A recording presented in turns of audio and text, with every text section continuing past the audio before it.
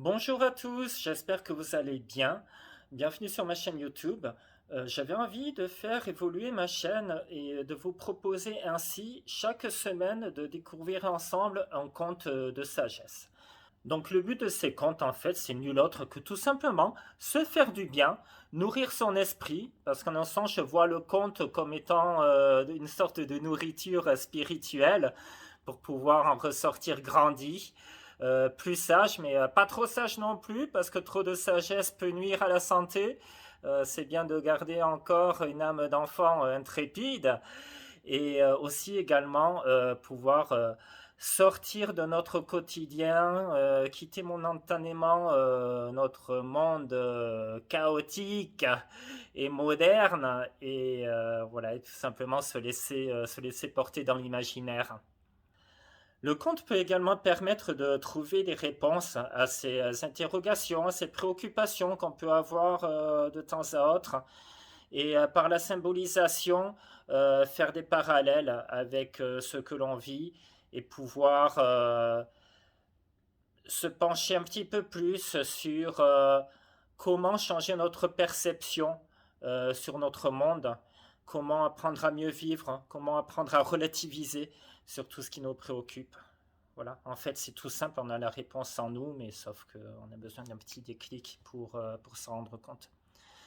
Avant de commencer, je voudrais d'une part remercier grandement Chloé Gabrielli. Chloé Gabrielli, qui est une conteuse professionnelle qui vit en France et qui, il y a quelques années, m'a transmis avec beaucoup de générosité son amour du conte, avec douceur, patience, un sourire à toute épreuve. Donc un gros merci Chloé et tous les bisous qui vont avec. Avant de commencer, c'est très important, n'oubliez pas de cliquer sur s'abonner quelque part là en bas, là, et d'en parler autour de vous pour en faire profiter un maximum de personnes possibles. Également, s'il y a des contes à un moment donné qui vous interpellent, qui vous déclenchent des questionnements, des réflexions ou autres, faites-nous les partager dans les commentaires. Ça serait bien justement qu'il y ait vraiment des échanges qui découlent de ces contes-là. Donc ne soyez pas avares de commentaires, allez-y, lâchez-vous, tant que c'est dans le respect de tous, évidemment. Et puis voilà, allez, on y va, c'est parti.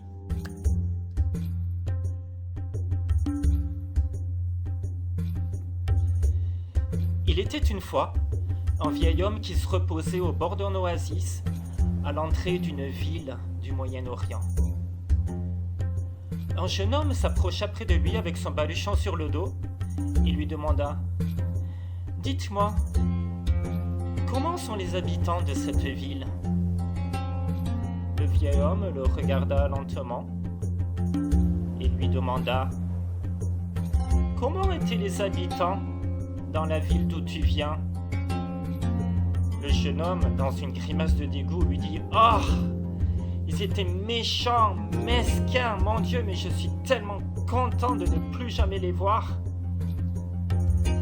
L'homme hocha de la tête et lui dit « Eh bien, tu trouveras exactement les mêmes ici. » Puis le jeune homme, déçu, s'en alla. Un peu plus tard, un second jeune homme s'approcha. Il lui dit « Dites-moi, monsieur, je viens tout juste d'arriver dans le coin et je voudrais savoir comment sont les hommes dans cette ville. » Le vieillard à nouveau lui posa la même question.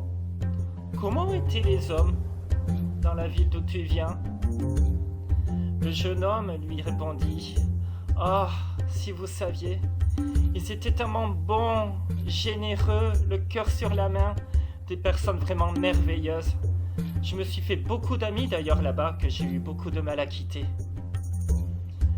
Le vieillard, d'un sourire, lui dit « Alors va tranquille, mon cher, car tu trouveras exactement les mêmes personnes ici. »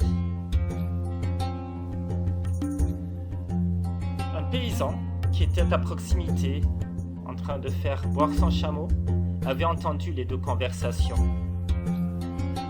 Il arriva vers l'homme suspicieux et lui dit « Mais comment oses-tu donner deux réponses complètement différentes à la même question ?» Le vieillard rit un peu et lui dit Tu sais, chacun porte son univers dans son cœur. Chaque personne sera toujours, vis-à-vis de nous, ce que nous voyons en elle.